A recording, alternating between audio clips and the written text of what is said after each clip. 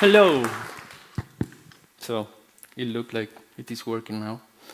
Okay, good morning. Thanks for having me. I haven't slept very well, so I hope this is going to go well. But let's do it. Okay, I am an Argentinian type designer who in 2003 came to the Netherlands to attend the Type and Media course at the KVK. I've been living there ever since, and I run Retype, a type foundry currently based in The Hague. My daily professional life consists in designing type families for Retype and occasionally helping other type designers to complete their projects. In 2016, I decided to attend the expert class in type design at the Plantin Institute, located in the premises of the beautiful Plantin-Moretus Museum in Antwerp. I have always loved this place, and I wanted to spend some time researching the wonderful book and type collections kept there. My project during this year was designing a type family inspired by the type of François Guyot. During this course, I also had the opportunity to inspect the work of other lesser-known punch cutters like Joost Lambrecht, Aimé Tavernier, and a few others. In particular, my attention got attracted by the work of the printer and punch cutter Joost Lambrecht, not because of his dexterity, but for his lack of it. His biggest display types, a limited set of only lowercase letters, was one of the clumsiest that I have ever seen. What I found interesting about him was that he was not a well-trained punch cutter, but possibly just a printer attempting to produce himself the types needed for his trade. Other smaller fonts cut by him are much more regular and some even handsome, but probably as a result of the improvement of his skills.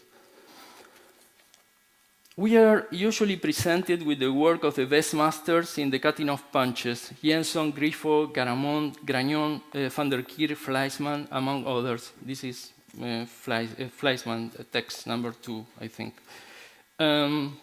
The quality of their masterpieces is so high that it tends to discourage to even think about attempting to follow their steps. The attitude of many typography teachers and historians sometimes does not help much when they mythicize punch cutters as typographic demigods of unsurpassed skills.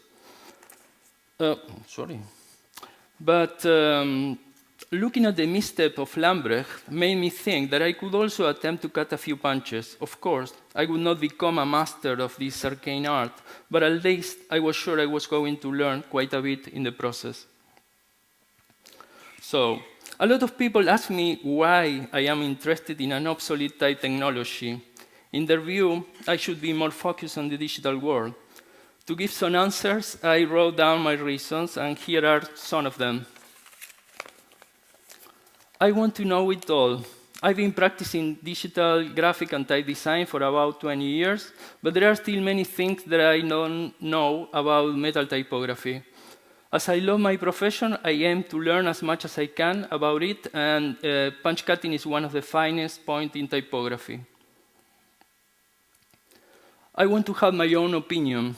On occasions, I have read statements on punch cutting in type literature that I find debatable.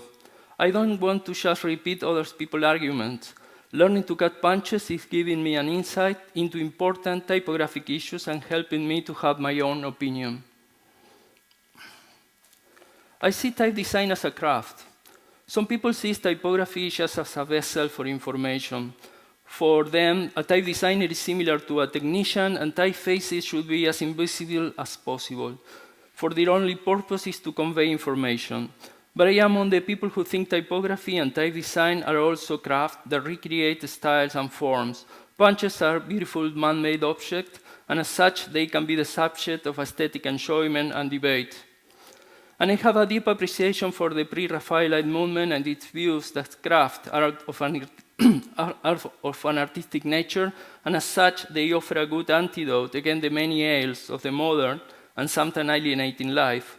Making things with your hand is emancipatory, and I feel enormous pleasure giving shape and motive to a humble steel bar. Punch cutting is a tradition that should be preserved. Punch cutting is at the core of Gutenberg's invention. Without this specific craft, the making of movable type would have been impossible.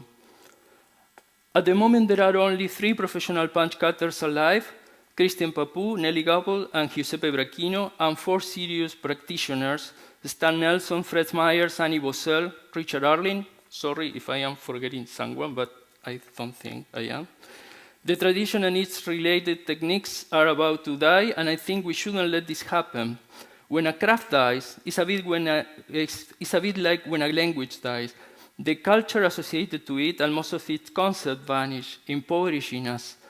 The movable type was a key discovery and one of the landmarks of the European identity.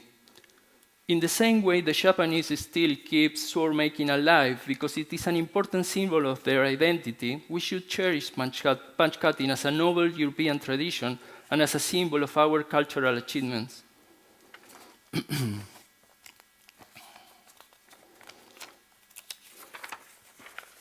Typography still has strong links with the physical world. By large, most of our current-day typefaces are designed for digital media. Relief typography is something from the past and survives almost as a craft or hobby practiced by a reduced number of hardcore enthusiasts. Taking this into account, there would be no point in practicing something as outdated as punch cutting. However, the same can be said for calligraphy and stone carving. From this point of view, they could also be considered obsolete technologies, and nonetheless, still numerous designers enjoy practicing this craft, find inspiration in hand-rendered letterform, and can even make a profession out of them. The fact is, digital type is an abstraction of handwritten letter forms. The root of all designed letters laid in form that were originally calligraphed, carved, drawn, or cut. Producing a punch in the traditional ways may help you to understand the evolution of Gothic types and the origin of the Roman letter during the Italian Renaissance. Believe it or not, understanding punch cutting and metal typography can even help you to improve your digital typefaces. Punch cutting is a way to time travel. When you cut a punch using traditional tools and techniques, you face the same challenges and experience firsthand what punch cutters underwent during their work. Practicing ancient techniques is a very effective way to recreate the past, and that's why paleontologists have learned how to make flint tools in the same way primitive men did. Primitive humans, sorry. Practicing ancient techniques, we still don't know much about how exactly things were done.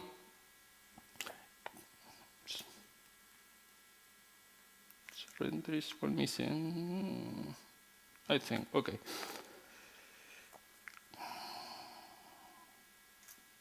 We still don't know much about how things exactly were done during the 15th century. Understanding punch cutting is possibly a way to close many historical debates. To learn how to cut punches, I began by reading most of the available literature on punch cutting, which is not a lot. You are probably already familiar with most of these books. These are the 2 most important historical texts on punch cutting: Moxon Mechanical Exercises, the first printing manual published in the 17th century, and Fournier Typographic Manual, published in the 18th century. I found Moxon texts useful, although sometimes a bit obscure. Fournier, I think, is a bit more clear. I especially like the quality of its illustrations. They are very precise, and each item is well referenced and explained. Most of the tools are exactly the same to the ones still in use during the 20th century. And this is one of the best resources, an article written by Paul Koch, Rudolf Koch's son, and published in the Dolphin magazine in 1933. It's a very detailed and useful description of each step in the cutting of punches. And this book is a short but useful description of every step, written by one of the masters of the art, Christian Papou. I like it, but I found it a little succinct. You need a lot more information to successfully start cutting punches. Of course, counterpunch, but Fred Myers is a very useful resource. It's not a manual, but it has a lot of valuable information. There are also some interesting non-typographic books from where you can learn, like, for example, heat treatment and metal engraving manuals.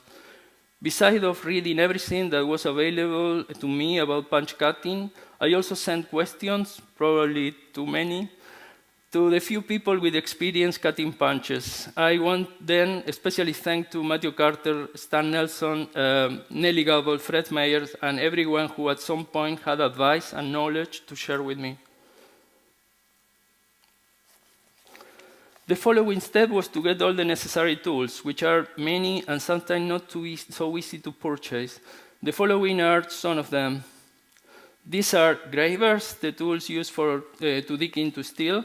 A graver is basically a hardened blade of high carbon steel.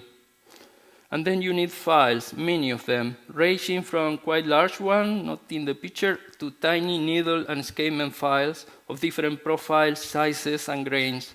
Some of the best files are manufactured by Swiss companies and sold to the watchmaking industry. I never had a technical education, and I had to learn how to properly use files and work with metals. Other tools of the trade were never mass-produced, and each punch cutter made them or found someone who could make them. These are little squares to check the surface of the punch. And this is a lining gauge, a quite useful device used to check for tiny deviations in the alignment of stems and baselines.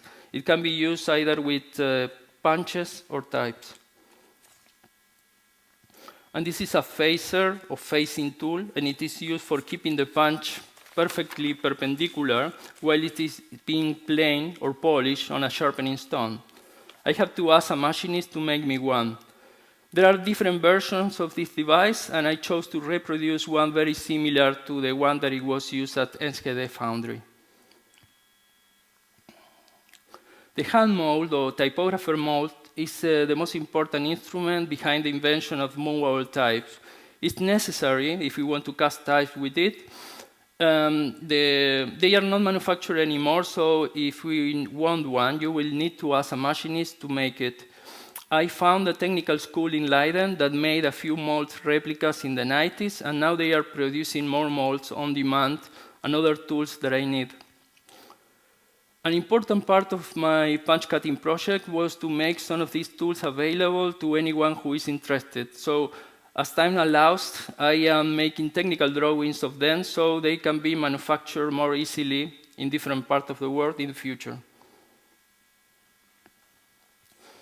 After I gathered all the basic tools, I looked for something interesting to cut.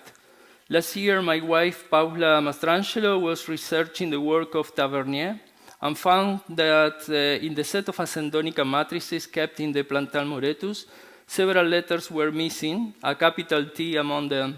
The S is also not the original one, so it's also one of the letters missing. Nonetheless, the missing T could be found in books printed with this type. I thought then it was a good idea to try to produce a punch with this design and use it to make the missing matrix. I started inspecting how other T-punches have been made to learn about the construction. This is an Ascendonica T cut by Robert Grandillon in the 16th century. I like to experiment, so I've been trying different methods to transfer the design to the punch. In the beginning, I used the traditional saw transfer method, but using paper instead of film. More recently, I've been just poking holes through the paper to leave tiny marks with the contour on the punch face. I tend to favor methods that could have been used during the Renaissance. And this is the first punch that I produced last year using mostly files. I didn't have a good selection of files, and the punch is very crude, but by making it, I realized that shaping steel letters wasn't an impossible task. Some weeks later, I started experimenting with counterpunches. This is the first I made. I used it to attempt to make the counters of my second punch. Then I learned the hard way that it's very difficult to use counterpunches in display sizes because you will need an enormous force to make the depression. My first counterpunch didn't last long. Later I learned how to make them with a better design and more solid construction. After some months of rough punches, I attended the course at the Imprimerie Nationale and trained 4 days with Nelly Gabel and Annie Bossel. I really enjoyed the course. It was a wonderful experience, and I learned many new techniques that helped me to improve a lot my work and be more precise. But I must say, 4 days is not enough. You can't learn everything in such a short time. Hopefully, I will have time in the future to take more classes at the Imprimerie. After the course at the Imprimerie Nationale, I resumed my Tavernier project and cut 2 more punches, each one better than the previous one. This is the 4th and latest. It's way better than the first one, but I'm still not completely satisfied. In this page, we can see the diary where I print smoke proof of my punch. I made a little animation to show the progression.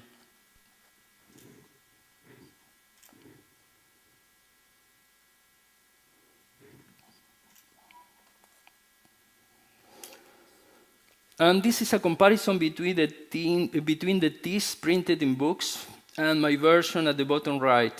It's always difficult to work in this way because as you can see, each impression is a little different. So you are interpreting, making a revival of what you think the original punch probably was. I am glad my version is kind of close in terms of designs and proportions, but I think I made it a little light. During the time I was busy with my Tavernier punch, I decided to try cutting other letters in different sizes to widen my expertise. I have always been surprised by how little we know about Gutenberg, so I decided it was a good idea to attempt to cut some replicas of the 42 lines Bible type. The typex height is only 4.2 millimeters, and by making the counters, it was quite a challenge. I couldn't find a clean way to dig it, so I made a counterpunch to produce the tiny triangular counter. You can also see in this image the technique that I am currently using to transfer the design. Using a scribe, I puncture through a piece of paper with the design and leave tiny marks on the steel, defining the contours of the letter. And this is my second B42 punch. I was very careful during the process, making many proofs and checking all the time its size. In the end, I got prints with a strong resemblance to the original printed pages. In this picture, you can see the final punch with the counter punch I used to make the counter. At the moment, I am in the process of cutting a lowercase a of the same B42 typeface. It's a more complex form that requires a split counter punch. What you can see here is the counter punch on the left that was used to cut a clean slit on the counter punch in the middle. Then this counter punch was later used to make the 2 counters you can see on the punch surface on the right. It's still work in progress, but I hope I will have it ready in the coming weeks. Recently, I had the opportunity to purchase a wooden box with some of the last remaining Paul Redditch punch cutting tools. As you probably know, Redditch was who cut Jan van Krimpen typefaces at Enschede printing house in Harlem. It's a fascinating time capsule. I am still cleaning and organizing its items. Some of them are very intriguing, like this 48-point Lutetia open punch. Interestingly, this family was apparently produced by Redditch, engraving existing Lutetia types and using them to produce galvanic matrices, therefore avoiding the use of punches. Why Redditch cut this punch is still a mystery. And this is a set of punches, also very interesting because some of them really looks like counter punches. A few have a textured tip and possibly are chasing and repoussé punches. Redditch was famous for not using counter punches, although there is hard evidence that he knew a lot about it and probably had experience using them.